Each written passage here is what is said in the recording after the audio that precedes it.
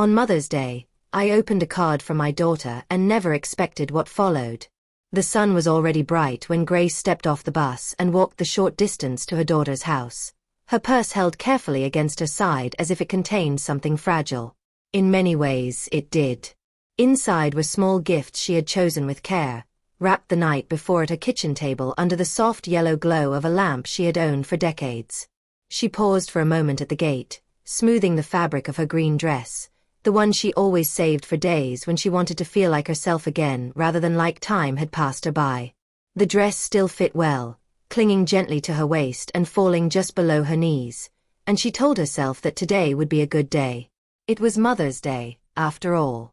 A day meant for gratitude, warmth, and love. She inhaled deeply, lifted her chin, and walked toward the front door. Hit that subscribe button and tap the bell icon so you never miss our latest uploads. The door swung open before she could knock, and a small body collided with her legs, arms wrapping tightly around her thighs. The force nearly made her lose her balance, but she laughed softly as she steadied herself. The child's voice rang out with excitement, calling her name as if it were the most wonderful word in the world. Grace bent down with a groan she tried to hide, pressing a kiss into soft hair that smelled of shampoo and sunshine.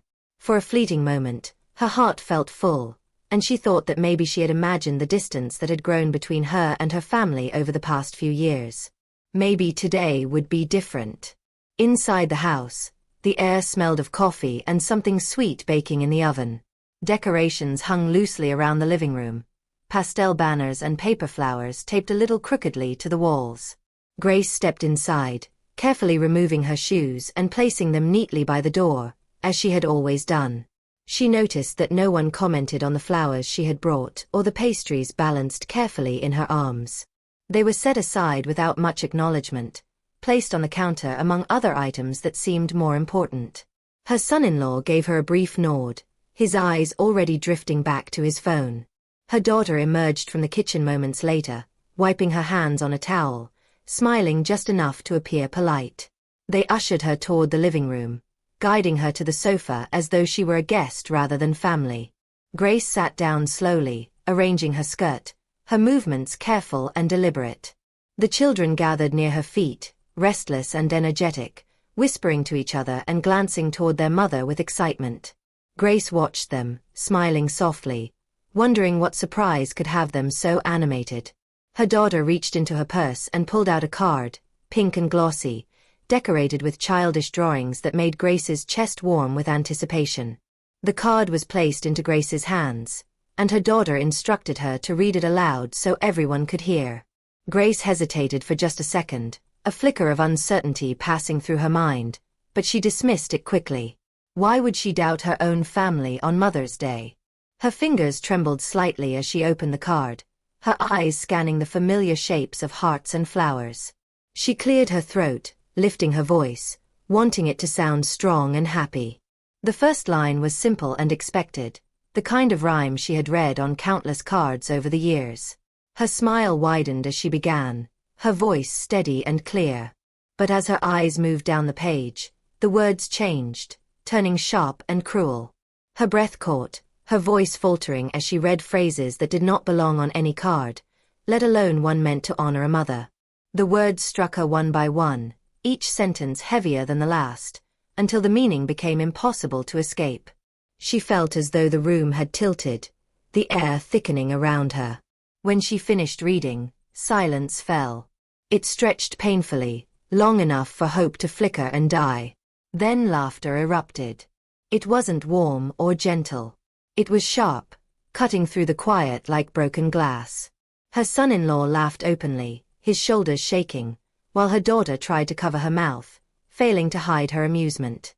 Even the children laughed, not understanding why, only responding to the sound of adults finding something funny.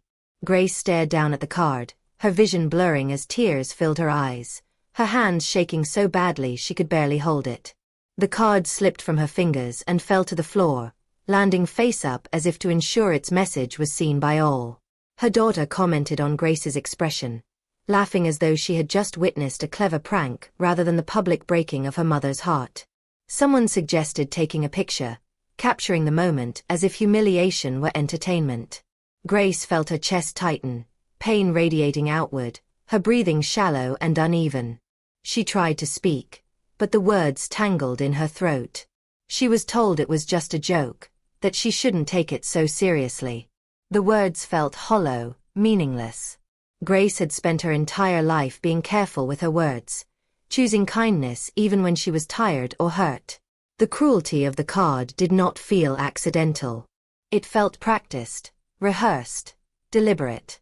When her son-in-law picked the card up and commented further, his tone shifted slightly, the laughter fading into something colder. He mentioned how present she had been lately, how perhaps it was time to consider other arrangements. Grace looked up then, confusion and fear mixing in her eyes. Other arrangements sounded final, ominous. Her daughter sat across from her, speaking calmly about places where older people lived, where they could be with others like them. The words washed over Grace, blurring together until only one thing remained clear. They were talking about her as though she were already gone, as though she were an inconvenience to be managed rather than a mother to be cherished. The children watched in confusion as Grace struggled to process what was happening. One of them reached for her hand, small fingers wrapping around her own. The simple gesture nearly undid her. Before she could answer the child's question, he was pulled away, reassured that everything was fine. Grace realized then how alone she truly was, surrounded by people yet utterly abandoned. She rose slowly from the sofa, her body feeling heavier than it ever had before. Her legs trembled, but she forced herself to stand, to maintain some shred of dignity. She announced that she would leave, her voice barely audible. No one protested. No one stood up to walk her to the door. She gathered her purse, her movements stiff, mechanical, and walked toward the exit. The sound of laughter faded behind her as she stepped outside, the door closing softly at her back. The sunlight felt harsh now, exposing rather than comforting. She walked slowly, each step an effort, her heart pounding painfully in her chest. That night, alone in her quiet house, Grace cried until exhaustion overtook her. The walls that had once echoed with her daughter's laughter felt oppressive, filled with memories that now brought more pain than comfort. As the tears finally stopped, something shifted deep within her. The humiliation had peeled away layers of denial, revealing a truth she had avoided for years. Lying in the darkness, staring at the ceiling, Grace felt a strange calm settle over her. It was not peace, but it was clarity. The next morning, she made a decision she never thought she would. She blocked their numbers, silencing the world she had revolved around for decades. She sat in her favorite armchair, the one that still bore faint marks from years of use, and allowed her mind to drift backward through time. Memories surfaced slowly at first, then in rapid succession, each one reminding her of the path that had led to this moment. She saw herself as a young woman, holding her child in a small kitchen filled with uncertainty and fear, promising a future she would fight to provide no matter the cost. As she sat there, the past unfolded like a long, unbroken line of sacrifice, each choice made out of love, each compromise justified by motherhood. Grace felt the weight of it settle over her, not as regret, but as understanding. The woman she had been had done everything right. The mistake was not loving too much, but allowing that love to be mistaken for weakness. As sunlight filtered through her window, illuminating the room with a soft glow, Grace realized that the story of her life was not over. It was only beginning to change. Grace let the memories take her fully now, no longer resisting the ache that came with them. She remembered the small apartment she had lived in when Danielle was little, the thin walls that carried every sound from the neighbors, the hum of traffic outside the single-bedroom window. She remembered waking before dawn, moving quietly so she wouldn't disturb her sleeping child, pulling on work clothes that smelled faintly of detergent and machine oil. Those mornings had been heavy with fatigue, but also with purpose. Every step she took, every sacrifice she made, had been for Danielle. When Danielle's father left, the silence he left behind had been louder than any argument they had ever had.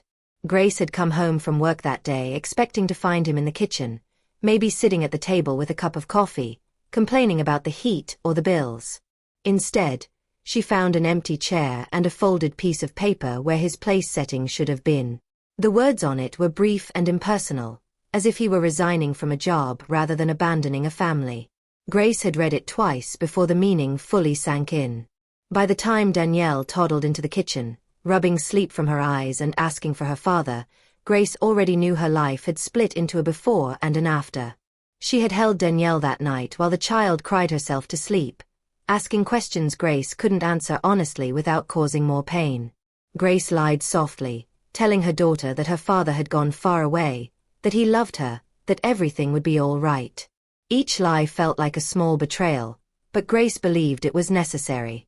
She believed that protecting her daughter's heart mattered more than the truth. As Danielle's breathing slowed and her small body relaxed against her chest, Grace made a promise she would keep no matter the cost. She would be enough for both parents. The years that followed were marked by relentless effort. Grace took every shift she could at the textile mill, often working until her fingers cramped and her eyes burned from strain. The noise of the machines followed her home at night, echoing in her head even as she tried to sleep. Her hands grew rough and scarred, the skin splitting during winter months despite the lotion she bought in bulk. She learned to stretch meals, to mend clothes instead of replacing them, to ignore her own aches and exhaustion. Danielle never went without what she needed, and that was all that mattered. When Danielle reached her teenage years and began talking about her dreams, Grace listened with a mixture of pride and fear. Nursing school sounded expensive, demanding, and far beyond what Grace had ever imagined for herself. But when she saw the determination in her daughter's eyes, she knew there was no alternative.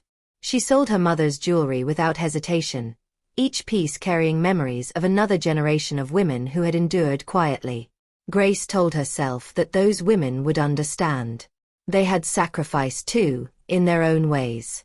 During Danielle's university years, Grace's life became a cycle of work and worry.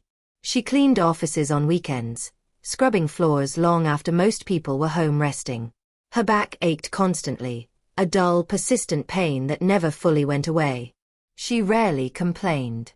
On the nights when Danielle studied late at the dining table, surrounded by textbooks and notes, Grace would watch her from across the room, feeling that every sacrifice was justified.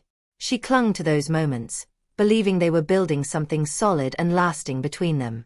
Graduation day had felt like a triumph they shared equally. Grace remembered standing in the crowd, tears streaming down her face as Danielle crossed the stage, her name called out to applause. When Danielle hugged her afterward and thanked her, Grace felt seen in a way she hadn't in years. She believed then that their bond was unbreakable, forged by hardship and mutual devotion. She could not imagine a future where that gratitude would fade. Meeting Michael had seemed like another blessing. He was polite at first, attentive, and respectful. Grace saw how happy he made Danielle and welcomed him into her life willingly. She helped pay for their wedding without being asked, dipping into savings she had built slowly over decades. The check she handed over represented years of careful budgeting and restraint, but Grace felt only joy when she saw her daughter's wedding photos. She told herself that money was meant to be used for moments like that. When Danielle and Michael bought their first home, Grace contributed again, emptying the last of her savings to help with the down payment. She told herself she didn't need much. Her house was modest, her lifestyle simple. What mattered was that her daughter was secure. When the grandchildren were born, Grace felt a renewed sense of purpose. She stepped into the role of caregiver seamlessly, her days once again revolving around others' needs. The early mornings, the walks, the meals, the stories before nap time all filled her days with meaning. For a while, she felt appreciated.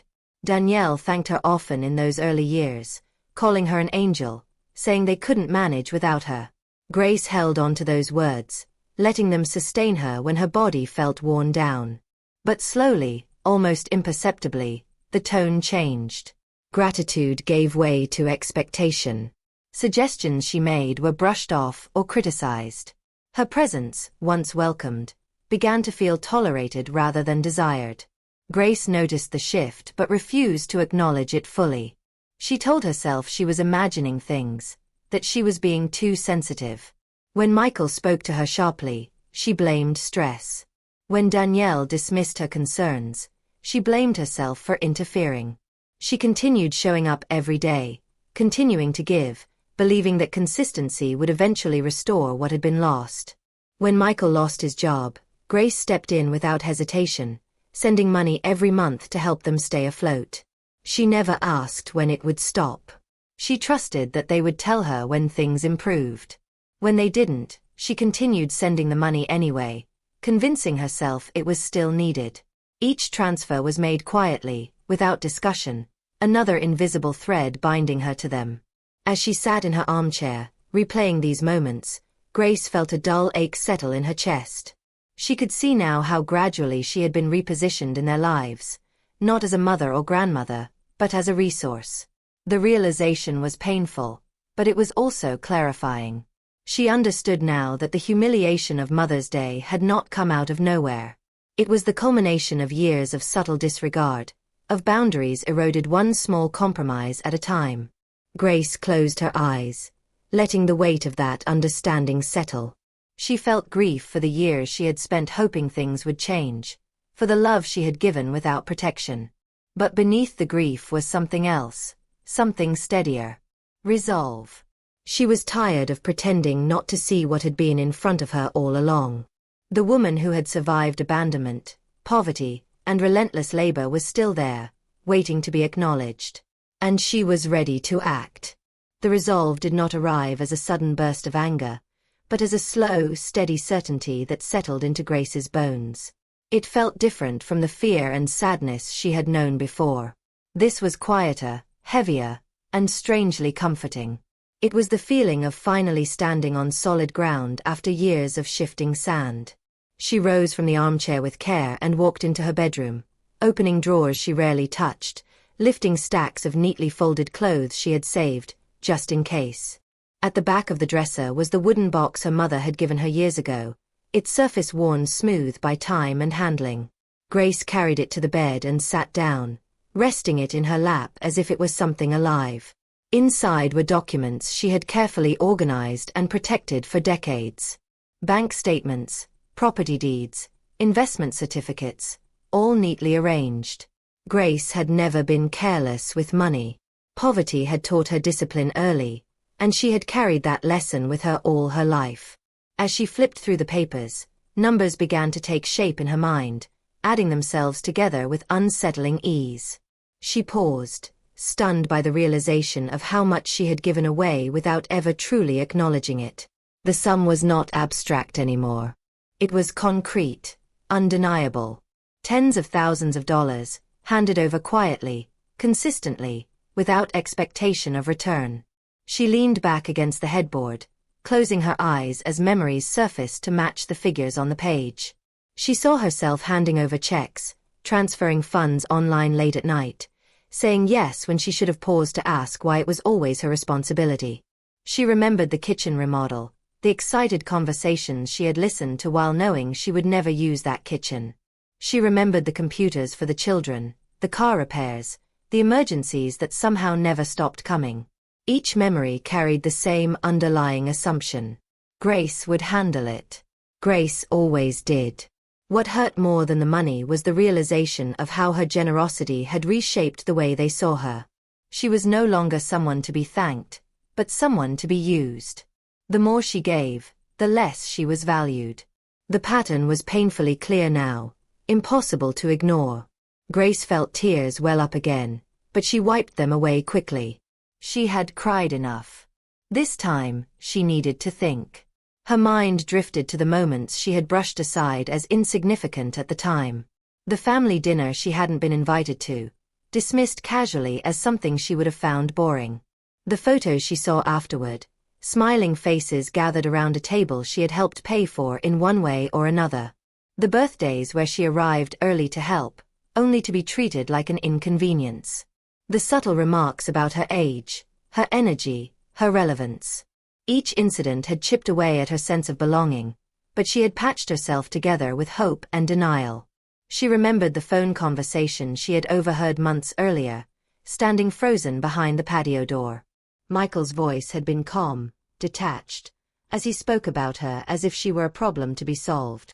Grace could still hear the words clearly, the casual way he had referred to her as dependent, as someone who needed to be moved somewhere appropriate. The betrayal of that moment had lodged itself deep inside her, festering quietly until Mother's Day ripped it open completely. Grace stood and walked to the window, looking out at her small, tidy yard. The garden she had tended for years was beginning to bloom again, stubbornly alive despite neglect. She thought about how she had treated herself much the same way, surviving on scraps of affection, convincing herself that endurance was the same as happiness. The realization stung, but it also strengthened her resolve. She deserved more than survival. She deserved respect. Her thoughts turned to the inheritance she had never spoken about. Her mother's voice echoed faintly in her memory, explaining the property in Nassau, the way she had insisted Grace keep it quiet, safe, untouched until the time was right. Grace had obeyed, not because she lacked desire, but because she had always prioritized others' needs over her own. The income from the property had grown quietly over the years, accumulating alongside investments left to her by her aunt. It was money she had never depended on, money she had chosen not to use because she believed simplicity was virtuous. Now, that hidden security felt like a lifeline. Grace felt no guilt as she considered it. She had earned every cent, whether through inheritance wisely preserved or investments patiently nurtured. The irony was bitter. While her family viewed her as a burden, she was, in reality, far more financially secure than they ever imagined. The thought did not make her feel superior. It made her feel free. That night, Grace barely slept. Her mind was too busy planning, sorting through years of restraint and turning it into action. When dawn came, she felt tired but focused. She moved through her morning routine with deliberate calm, making tea, straightening the kitchen, folding the blanket on the couch. Everything felt symbolic, as though she were closing chapters quietly, without drama. After breakfast, she sat down at her old laptop and logged into her bank account. The screen glowed softly as she navigated through familiar menus. Her hands were steady as she canceled the monthly transfer she had set up years earlier. The confirmation message appeared, and she stared at it for a moment longer than necessary. There was no rush of satisfaction, no thrill. Just relief. She closed the joint account next, reading the fine print carefully before confirming. It felt strange to sever a tie that had once represented trust, but Grace no longer hesitated. Trust had to be mutual to mean anything. Next came the will. Grace made an appointment with her lawyer, choosing a time early in the day. When she arrived at the office, dressed neatly and carrying her documents, she was met with concern and surprise. The lawyer had known her for years, had seen her dedication to her family firsthand. He questioned her gently, urging caution, suggesting time to reconsider. Grace listened patiently, then explained her decision clearly, without anger or bitterness. She spoke about dignity, about respect, about the difference between love freely given and love taken for granted. Her voice did not waver as she outlined her wishes. Her estate would no longer pass to those who had treated her generosity as entitlement. Instead, it would support others who had been abandoned and overlooked, people who understood what it meant to age alone. She made provisions for her grandchildren, not out of obligation, but out of hope that they might one day understand her choice. Signing the documents felt momentous. Grace pressed the pen to paper, her name flowing smoothly, confidently. There was no turning back now, and she did not want to. As she left the office, she felt lighter, as though a weight she had carried unknowingly for years had finally been set down. Her final preparations were practical and purposeful. She booked her flight without hesitation, choosing comfort over thrift for once. The destination felt symbolic, a place tied to her past yet promising a different future. She began packing slowly, selecting clothes she liked rather than ones she felt were appropriate. She chose items that made her feel like herself, not invisible. Before leaving, she sat at her desk and began writing. The letters came easily, words flowing from a place of honesty she had rarely allowed herself to access. She did not accuse or insult. She explained. She stated boundaries clearly, firmly, without apology. When she finished, She folded the letters carefully and placed them where they would be found. Grace sat in her living room afterward, surrounded by familiar furniture and memories, and allowed herself a small smile. For the first time in years, she was not waiting for approval or permission. She had reclaimed her agency, her voice, her worth. The future was uncertain, but it was hers. And that was enough. The house felt different once the letters were written, as if the walls themselves had absorbed the truth. Grace had finally allowed herself to speak. She walked through each room slowly, her fingertips grazing familiar surfaces, not in sorrow, but in acknowledgement. This house had witnessed everything: late-night tears, small victories, quiet endurance. It had been a shelter when the world felt hostile and indifferent. Now, it felt like a chapter gently closing rather than something being taken from her. Grace packed with intention. She did not rush, nor did she cling. Each item placed into her suitcase was chosen deliberately, not because it might be useful someday, but because it held meaning or brought her comfort. She left behind the things she had kept out of habit rather than love. Old clothes she wore only because they were practical.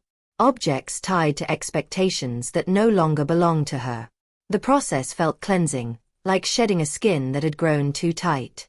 As evening approached, she brewed herself a cup of tea and sat at the kitchen table, watching the light shift through the window.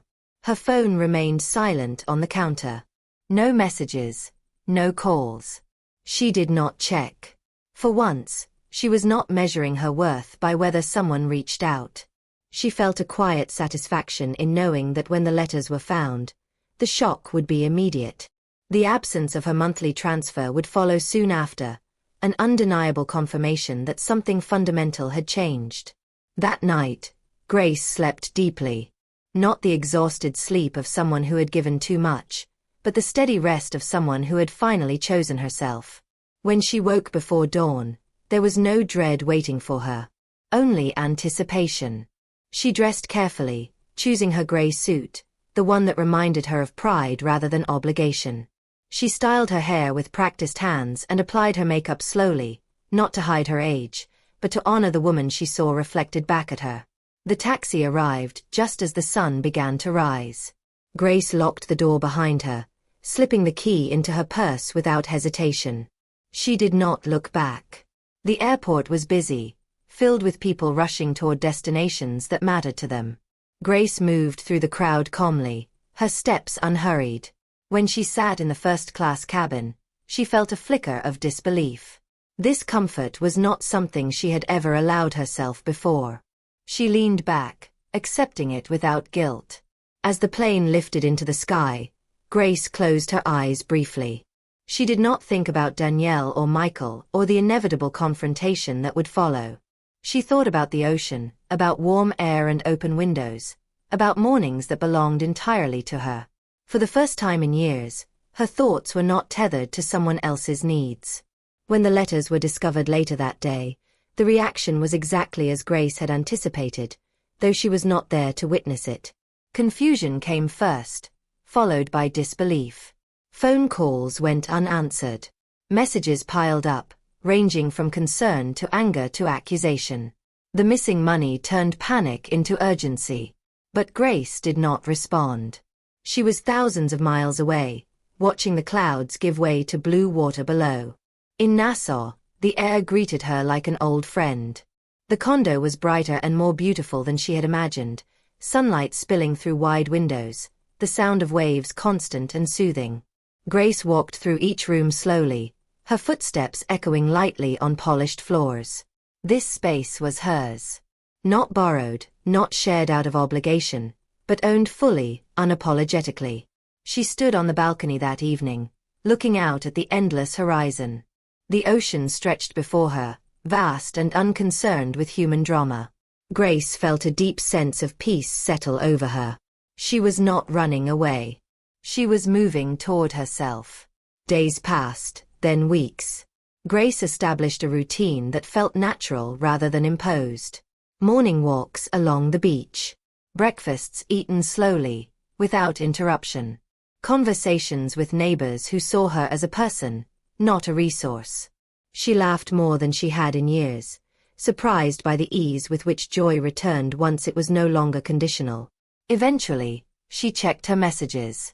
She read them without emotion, noting the shift in tone as desperation replaced indignation. Promises were made. Apologies were offered. But Grace understood now what had taken her a lifetime to learn. Words mattered only when followed by changed behavior. She did not reply immediately. She did not owe them instant forgiveness or access. Grace began volunteering with a local organization that supported older adults living alone. She listened to stories that echoed her own, stories of invisibility and quiet resilience. She offered companionship, not out of duty, but out of genuine connection. Giving felt different now. It was a choice, not a requirement. One evening, as the sun dipped below the horizon, painting the sky in soft shades of gold and pink, Grace reflected on the path that had led her here. The pain had been real. The losses undeniable. But so was the strength she had rediscovered. She had loved deeply, sacrificed generously, and endured silently. Now she lived openly, honestly, and freely. Grace smiled as the breeze lifted her hair gently. At 74, she was not at the end of her story. She was finally at the beginning of one that belonged entirely to her. Time softened the sharpest edges of Grace's memories, but it did not erase them. Instead, it reshaped them into something she could hold without pain. Each morning in Nassau began with light spilling across the floor, warm and generous, nothing like the pale, hurried mornings she had known for most of her life. She learned the rhythms of the place slowly, allowing herself the luxury of unstructured days. She discovered which cafe brewed the strongest coffee, which stretch of beach was quietest at dawn, which neighbors waved because they wanted to, not because they expected something in return. At first, she kept her phone turned off for most of the day. The silence felt protective. When she did turn it on, she noticed how the messages from Danielle and Michael followed a predictable pattern. Shock gave way to anger, anger to bargaining, bargaining to carefully worded apologies. Grace read them without responding, not out of cruelty, but out of self-preservation. She needed time to understand who she was without the constant pull of obligation. There were moments, usually in the evenings, when loneliness crept in quietly. It arrived not as despair, but as a gentle ache, a reminder of the years she had spent centered around family.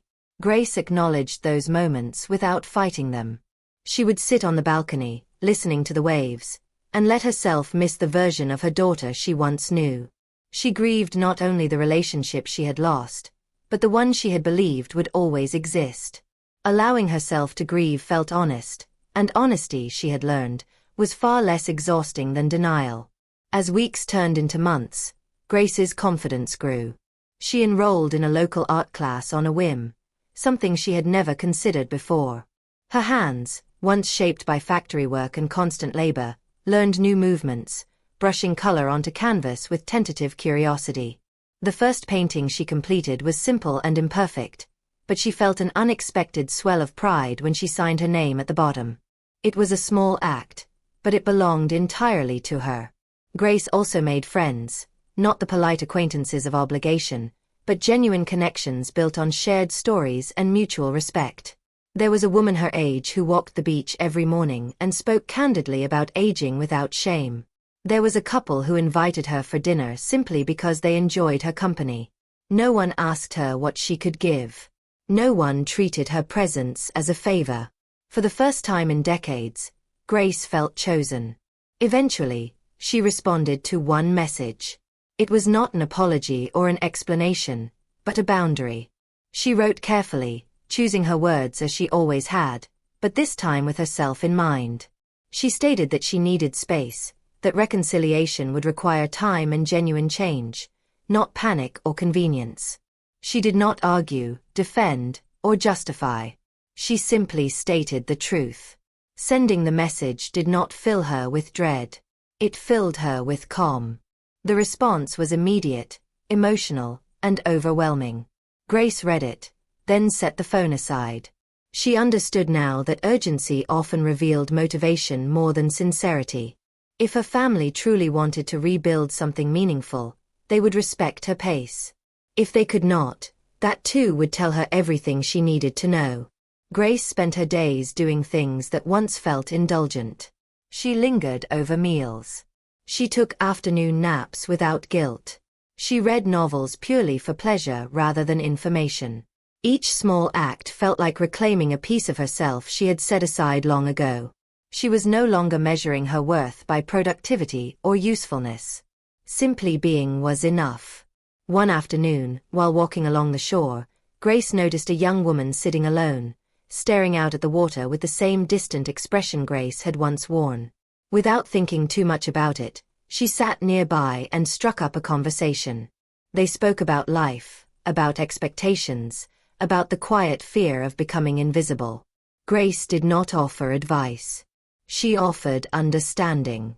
When they parted ways, the young woman thanked her, saying the conversation had meant more than she could explain. Grace walked away smiling, realizing that her experiences, painful as they had been, now allowed her to offer something far more valuable than money. As her 75th birthday approached, Grace felt no urge to mark it with fanfare. Instead, she treated it as a quiet milestone. She reflected on the woman she had been at 29, terrified and alone, and on the woman she was now, grounded and free. The years between were filled with sacrifice, yes, but also resilience. She honored both. On the morning of her birthday, Grace received a simple message from her daughter. It was shorter than the others, less emotional, more thoughtful. Grace read it twice, noting the absence of excuses, the presence of accountability. She did not reply immediately. She went for her walk, watched the sunrise, and let herself feel whatever surfaced. By the time she returned, she knew she would respond, not because she was obligated to, but because she wanted to see if something new could be built, slowly and carefully. Grace's story did not end with dramatic reconciliation or permanent estrangement.